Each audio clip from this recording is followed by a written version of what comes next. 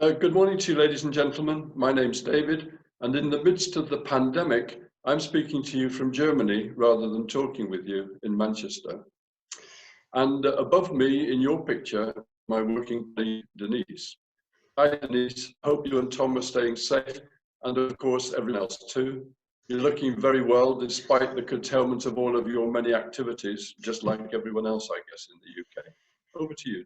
Thank you very much, David. And you're not looking so bad yourself, my dear. I'm speaking to you from Northampton in the UK, and using this technology has been something of a challenge, but let's go with it and hope that everything runs as smoothly as it possibly can. Thank you, David. Denise and I are going to talk to you today to the topic of domestic violence, in which we are specialists.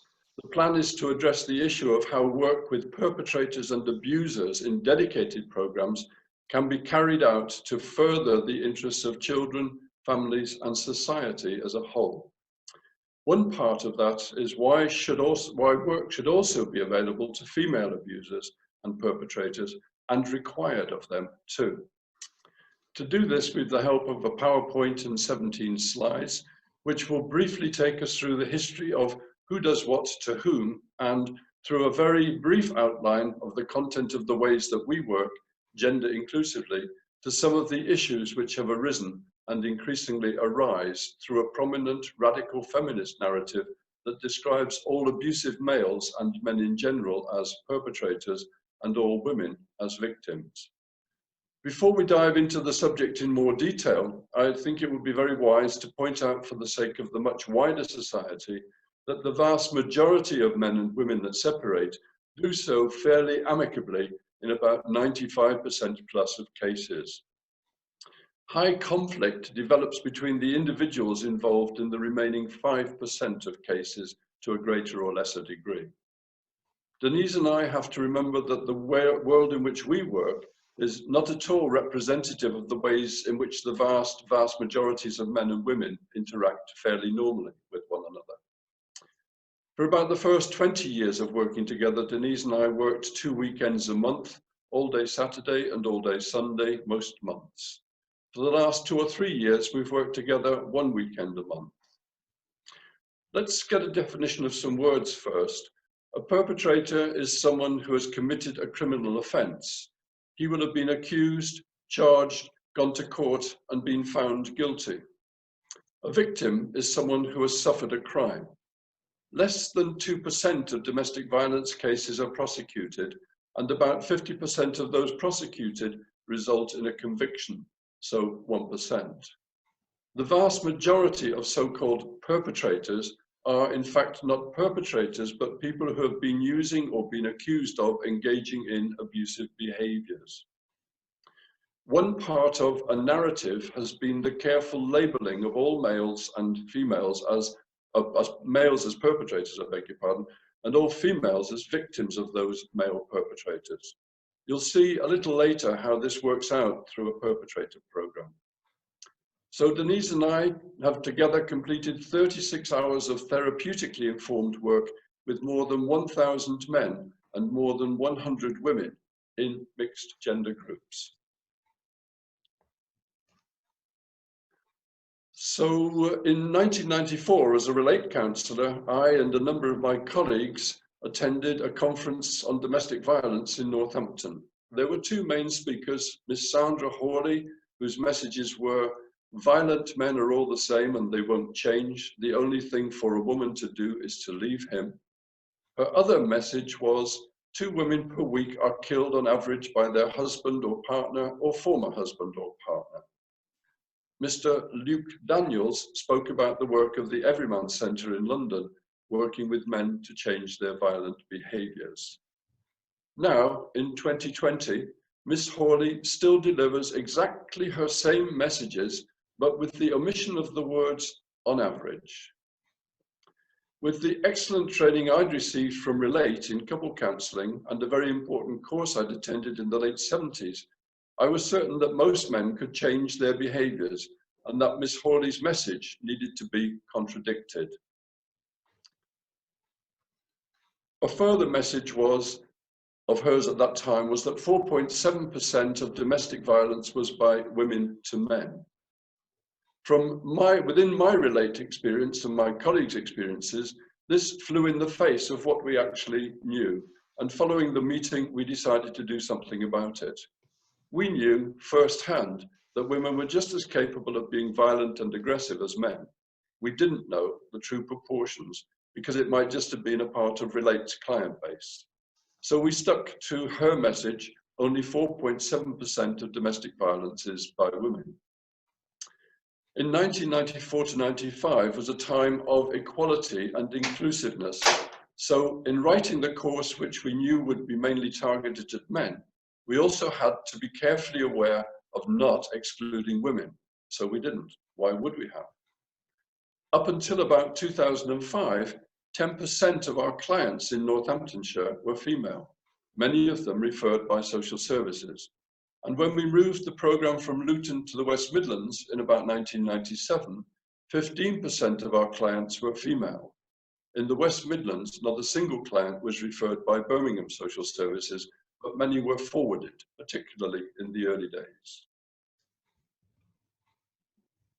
So in constructing a programme, we eventually settled on the name Heart of England model. Two reasons for this: one, the location, and two, the underlying recognition that emotions drive most behaviours.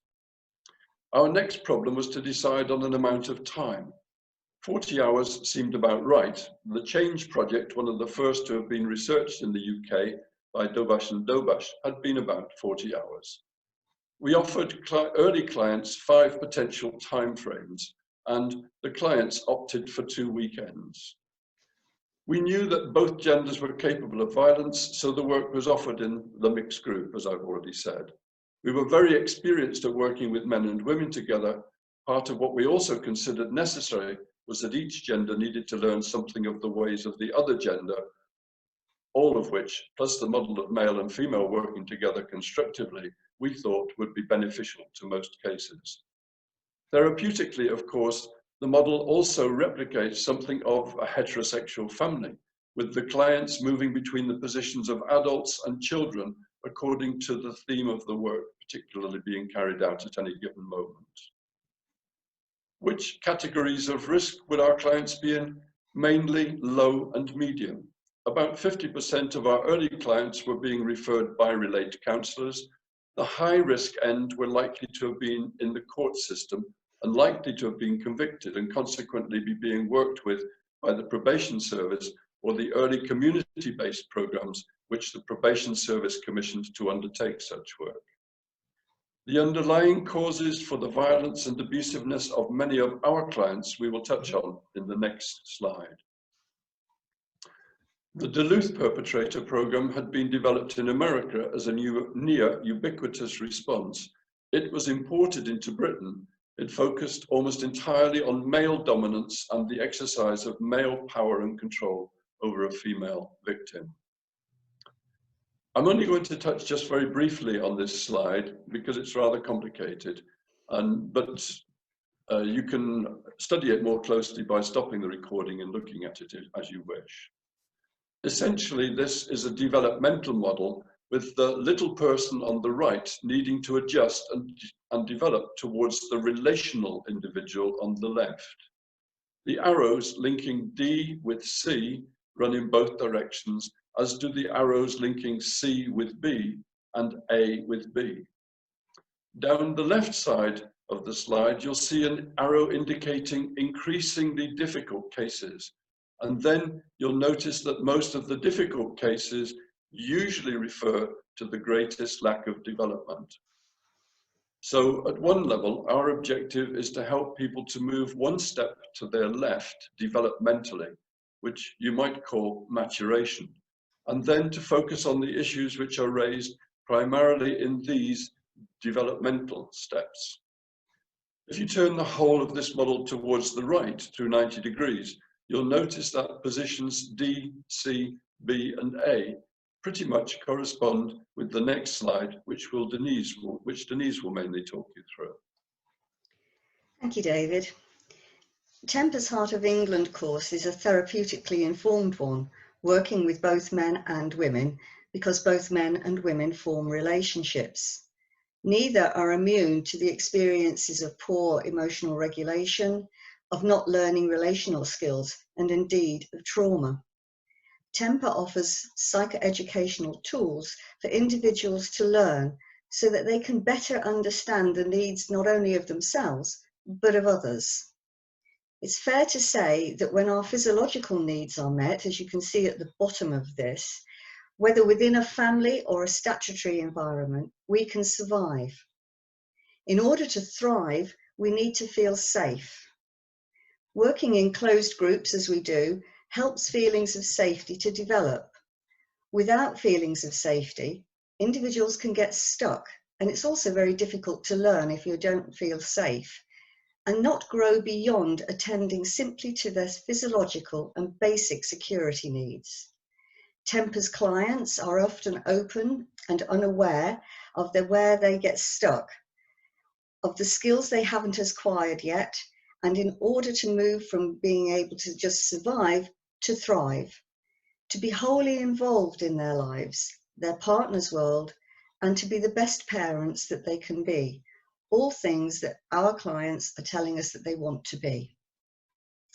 The exercises Temper has developed help clients to change their state of mind, to change their stance, through to changing their story, to be able not only to receive compassion in a safe way, but also to develop compassion, to be able to self-soothe themselves, and then to be able to offer that compassion in the form of empathy.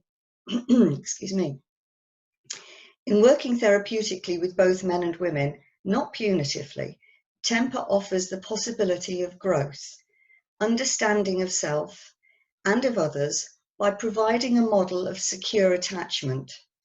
Many of our clients have experienced insecure attachments through a lack of trust, feelings of not being safe in the environments that they grew up in. In order for them to move up this triangle, all of those things are absolutely necessary. You'll notice that many of the physiological needs in the previous slide, the safety needs and the love and belonging needs, etc., are all originally met and developed in our families of upbringing by mothers, fathers, grandparents, aunts and uncles, siblings, teachers, friends, and others. Some couples split, sometimes, of course, acrimoniously. As trained couple counsellors, David and I are acutely aware of the couple dynamic and also of the couple fit. When human beings develop in safety, they are less likely to be avoidant of relationships and experience very little anxiety about being in intimate relationships. They develop a secure attachment style, low in avoidance and low in anxiety. Sadly, if the environment isn't safe, it's likely that they will become avoidant and/or anxious about attaching to another. Their perception, whether it be real or imagined, of relationships is that they are threatening. And when this happens, they become insecure in intimate relationships. If they have high anxiety levels but want to be close, they can become preoccupied, becoming very needy, very clingy, maybe even very suspicious. They have low avoidance and they may well become stuck into a relationship, quick in, but very slow out. And due to their high anxiety levels, they will often believe that they're not worthy of being lovable or loved. So often they will find themselves staying in unhealthy and insecure relationships. If someone has high anxiety and is highly avoidant regarding their relationships, they develop a fearfully avoidant style, meaning they can be very scared of committing to a relationship or indeed to anyone, but craving that relationship regardless. Almost everything about intimate relationships raises fear and can cause them to withdraw not only in a relationship, but also from a relationship. And if someone is highly avoidant of relationships, but have little anxiety, they can become really quite dismissive, believing that being in a relationship just isn't important or indeed necessary for them to thrive. They are likely to push people away because they're likely, let's go back to that so you can hear it. And if someone is highly avoidant of a relationship but has little anxiety, they can become dismissive, believing that their being in a relationship isn't important to them, isn't necessary for them to thrive. They are likely to push people away because to admit to any vulnerability or indeed to any need is just too terrifying. I think it's easy to see how these attachment styles can complicate the formation of relationships. As much of this happens at an unconscious level, individuals and couples can protect themselves by employing primal survival strategies, by fighting, by fleeing, or by freezing. Again, excuse me. Again, this rather complicated slide, I'm not going to go through in detail, but you can pause the video to look at it more closely if you wish. Essentially, starting from the bottom left, we work in all three directions, whenever possible, simultaneously. On the left, traveling vertically, it is about developing behavior skills, responses as opposed to reactions, and developing several kinds of new behaviors which can be practiced by an individual in their future lives as required by the situations in which they find themselves. Going horizontally across the bottom of the slide, you can see cognitions. Understanding would be a simpler word. And again, there are a number of themes within this understanding. The third strand, going diagonally bottom left to top right, contains emotional steps and what we describe as a therapeutic thread. Through this therapeutic thread, clients will be engaged in exploring their own emotional makeup and being helped to recognize emotions going on in them so that from those recognitions they can learn to respond rather than to react. Reaction tends to be the much more usual way of behaving.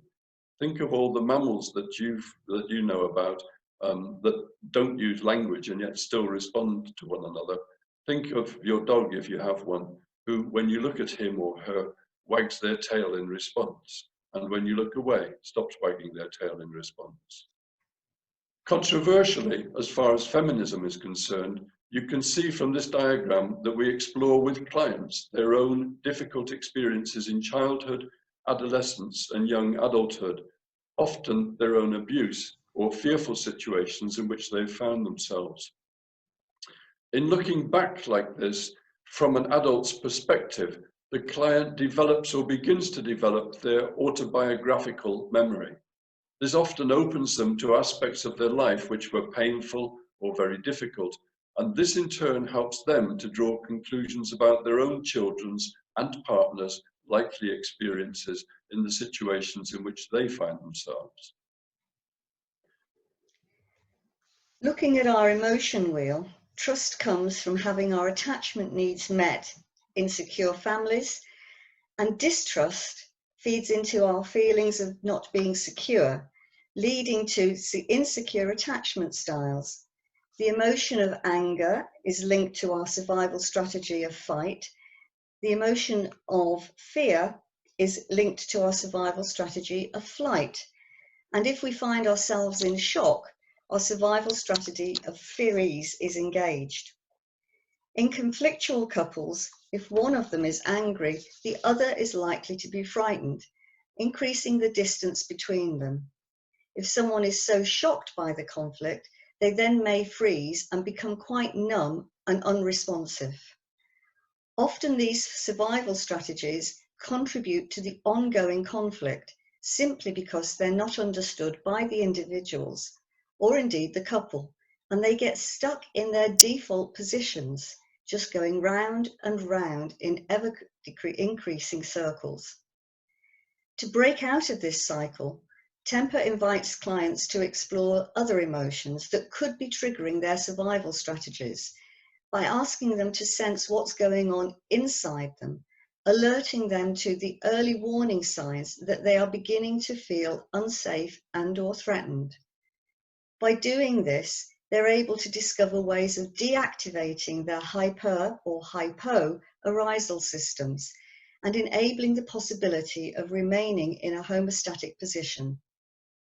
None of these are gender specific. Men and women have these emotions. They have these survival mechanisms, and they do have attachment styles. It's a reason that Temper works with both men and women to give intimate relationships an equal platform and children a healthier model of emotional regulation and of safety. If you just go back to the previous slide for a moment, Denise, we designed the model to help people to understand themselves and their behaviours and those of other people. And we devised this primary emotion wheel exactly for that purpose. Again, it's a complex slide, and I'm only going to touch on one or 2 points. Denise has just been talking about attachment. In this model, we link attachment with the emotion trust and belonging. You'll notice that a bit like a compass, trust that is in the North Pole position. The pole star in the Northern Hemisphere forms the basis of all navigation. Trust and attachment, I assert, forms the basis of all human navigation.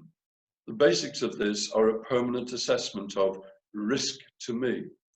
When trust and attachment get seriously disrupted via a whole host of possible disruptions, chaos usually ensues, in line with John Bowlby's research into different forms of attachment, which Denise has described. And we take Bowlby's view that an individual hovers between anger and fear with additionally disproportionate amounts of distrust and disgust. Individuals whose attachments have been seriously damaged tend to alternate, as Denise was just saying, with more or less everybody between anger, fear, and disgust. They will tend to believe that nobody can be trusted. Developmentally, if we think back to slide 5, they have been forced back to occupy position D. For those people whose attachments have been very seriously damaged, their abilities to interact with other people are going to be very difficult indeed. In some cases, they'll be virtually nil. And many of this latter group will be found in the mental health institutions throughout the country. Most usually for these people, instead of having had contact with a carer, they have had to adjust or failed to adjust to a scarer, destroying their emotion trust and cascading them into fear interspersed with anger. At the bottom of the slide, there is information emanating from Daniel Siegel, an American professor of psychiatry, who has produced a great deal of very useful work on the role and regulation of emotions. That's it. I'm just going to go back briefly now to establish the need for a gender-inclusive model for working with domestic abusers. Professor Michael P. Johnson is a feminist researcher. His table 2, the top one, is about current relationships involving research into, in round figures, 10,000 people. Firstly, he points out that 95% of men and 98% of women are never, ever violent. Situational couple violence he scores as 3.9% by men and 1.7% by women, a ratio of 2 to 1. Intimate terrorism he scores as, with a former partner or spouse, 7 men per 1,000 and 5 women per 1,000. Those are quite similar numbers. Now, when we move down his table, all of a sudden, those figures change very dramatically. Situational couple violence from men to women very nearly doubles, and situational couple violence from women to men more than doubles. Intimate terrorism from men increases to 22.7%, an exponential increase, and intimate terrorism from women also increases quite dramatically to 5.4%. What can we learn from this? We learn that the separation of couples escalates all rates of violence and abuse exponentially. Of course, some couples separate of their own volition.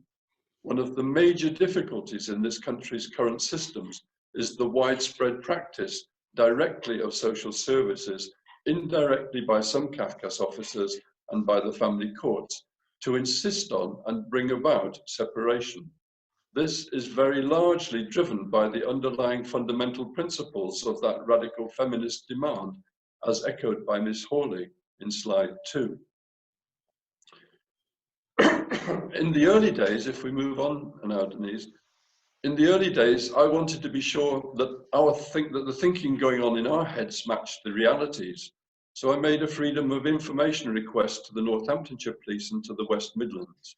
And I'm going to make some simple observations here based on the West Midlands. In 2003-04, the police were called out to domestics by just over 4,000 men and about 6,000 women. Similarly, in 2004-05, and then with an increase in 2005-06 to just under 5,000 call-outs by males and just under 7,000 call-outs by females. At this point, I would just draw the similarity in proportions between Johnson's 7 per 1,000 men being intimate terrorists and 5 per 1,000 women. These cases are not necessarily about intimate terrorism, of course. This is all about the proportions. And now if we move on, not to a new slide, Denise, but to look at what happens when the arrest policy was brought out in 2009-10, you'll notice that the call-outs by men have shrunk very dramatically from about 4,000 to 5,000 to about 300.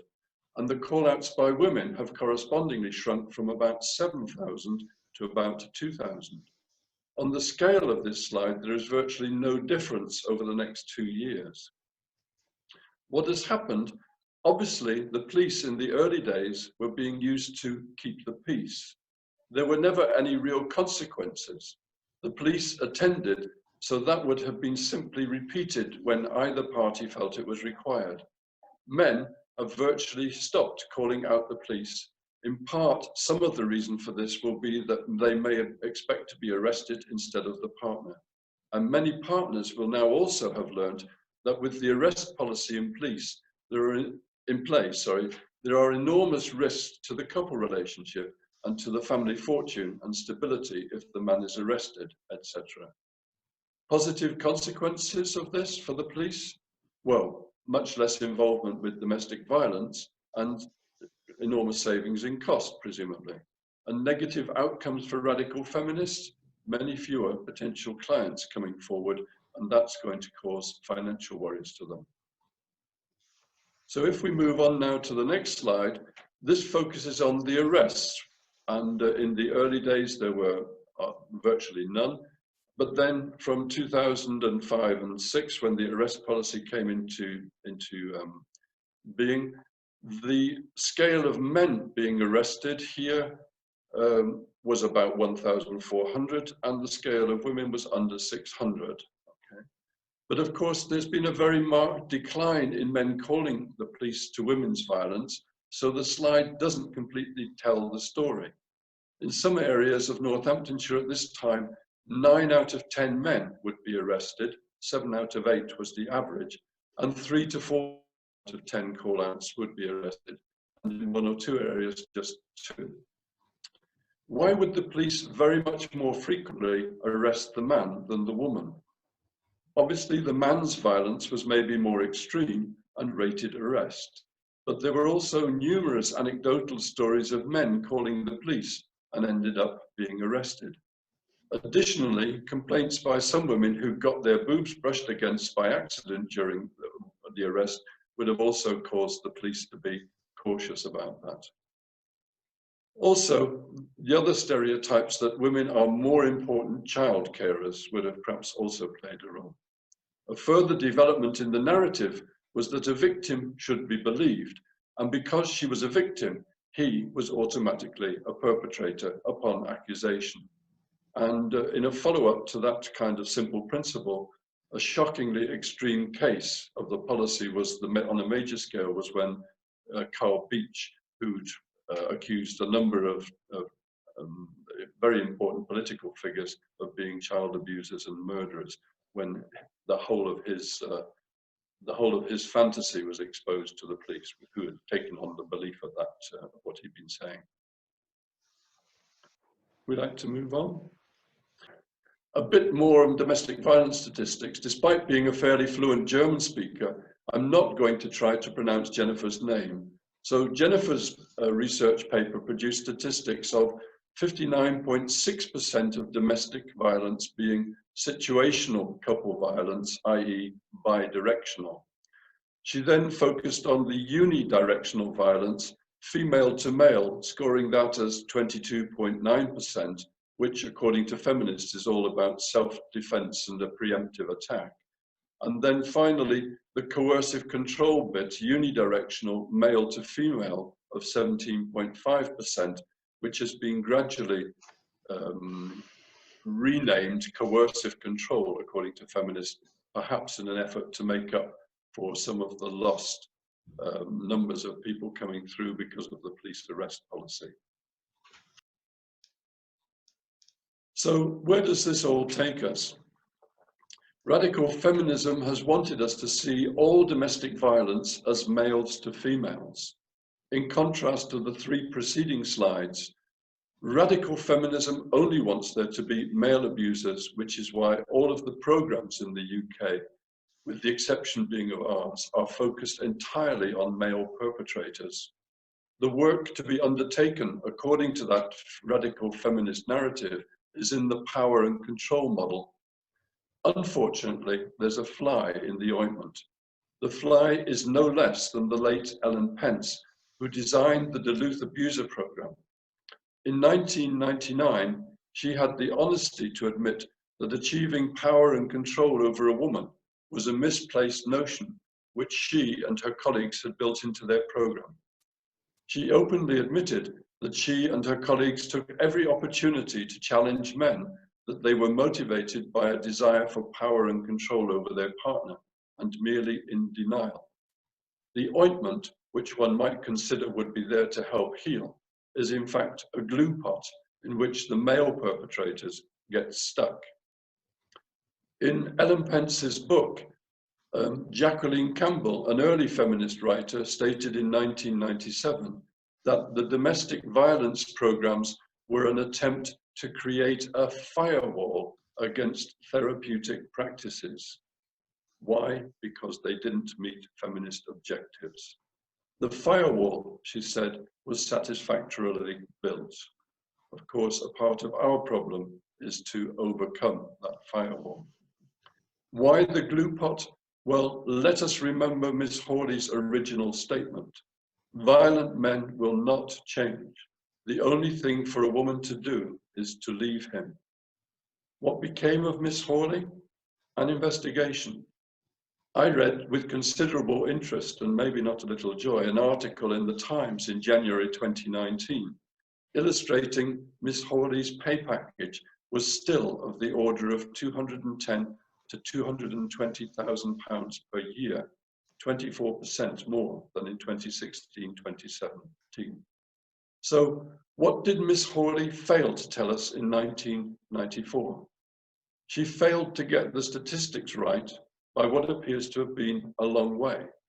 In telling us about the 2 women per week, on average, killed by a partner or former partner, she omitted to tell us about the men killed, and even more importantly, she omitted to mention the children that are killed. And the statistics for children killed are quite alarming. About 65 per year, on average, killed in more or less equal numbers by their mothers and their fathers. Work with domestic abusers, males only, has been bogged down by misrepresented information. Both male and female domestic abusers need working with. The power and control model dictated by radical feminism, as well as being wrong, cannot possibly address women's violence to men, and nor does it address the vast majority of men's violence to women. It should therefore be dropped, as Dr. Dixon in 2011 and the Center for Social Justice in 2012 suggested. From every child's perspective, there is no place for an ideological perspective on domestic violence. The role of parents is to bring up their children. Each child has their own separate needs and rights appropriate to their age. The whole domestic violence agenda needs to be seen from the interests of each child. According to human rights legislation, each child has the right to a family life. The practice of splitting families without first attempting some remedial work with the couple, as is often practiced by social services, should be abandoned. Deliberately splitting couples, according to all the research, astronomically increases the risk of domestic violence. By deliberately splitting couples and then holding only the man accountable for that is a fundamentally unjust and destructive strategy to all the individuals involved in the family structure, particularly each child, and in the long run, society. In the child's interests, hearings in the family courts are supposed to be concluded within 26 weeks, half a year. This regulation should be much more carefully adhered to and insisted upon. 6 months is a long time in a child's life. The authority of the courts and the court's decisions are subverted when a parent ignores or disregards the court's authority. Under those circumstances, a parent should first be warned of the dire consequences of ignoring the court's orders, and upon future episodes should be removed from the childcare for brief periods of time, a week, for example, as a reminder as to where the authority of the courts lie. The job of the police is to investigate accusations. The role of Kafkas should be to carefully investigate too, not to jump to conclusions mainly based on a potentially hurt or vindictive mother's or father's accusations. A child's best interest is served by having two parents. Those parents will each have different priorities for the child. Where this is not possible, then the child needs a sparent, i.e., in case the resident parent falls ill, dies, or becomes incapable for whatever reason. Parents and grandparents most usually have very deeply vested interests in the future development of their grandchild. Separating one parent from a child's life almost automatically involves separating the child from half of their prospective support. So where do we go with all of this? The way forward. The reduction of domestic violence and abuse that professionals profess craving clearly isn't happening at this present time. Would this not suggest that current approaches are failing the vast majority of society that the very professionals are purporting to want to assist? If all agencies and workers involved in this endeavour could agree and face in the same direction, provide a united rather than fragmented state we have now, then the desired outcomes of reducing domestic violence and abuse could be achieved. Along with this would come increased safety for children and adults, the creation of more equal and harmonious relationships, and a reduction of the pressure on services currently involved. This requires the willingness of everyone to stop engaging in echolalia. For as Albert Einstein says, the definition of insanity is doing the same thing over and over again, but expecting a different result.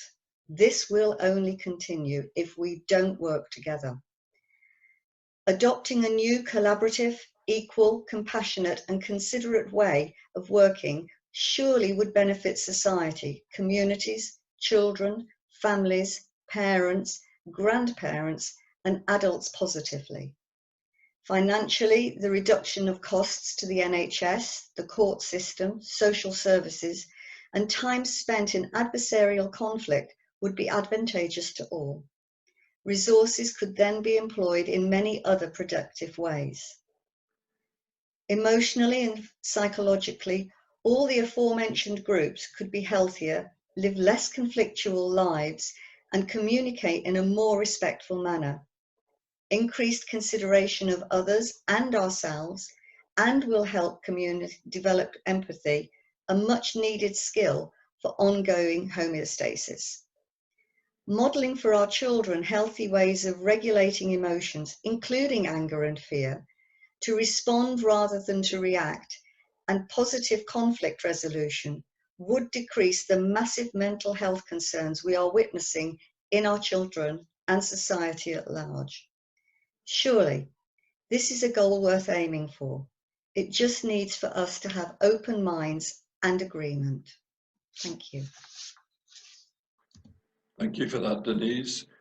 And my view about where to go with this, well, abuse all perpetrators. Abusers are both males and females. Emotion drives behaviors, not a desire for power and control. Programs aimed at low and medium risk abusers, i.e. the vast majority, are most usually going to concern situational couple violence. They need a therapeutically informed course. Very high risk cases may involve instrumental violence. The dichotomized view and the labels of a female victim and a male perpetrator need dropping. This is not a women's rights issue or a man's rights issue. It is about each child's rights. Every child matters. The children are not each child. Thank you for listening to this, and I hope that we've managed to touch one or two of the important issues surrounding this very important agenda. Nice to see you again, Denise, even from this distance, and I look forward to resuming our work with you in the course which we've had to break off halfway through because of the coronavirus. Likewise, good to see you, David. And again, thank you to everybody for listening. And thank you also for all your ongoing efforts in helping to change the narrative around domestic abuse. Thank you. Bye-bye. Bye. Okay, let's stop there.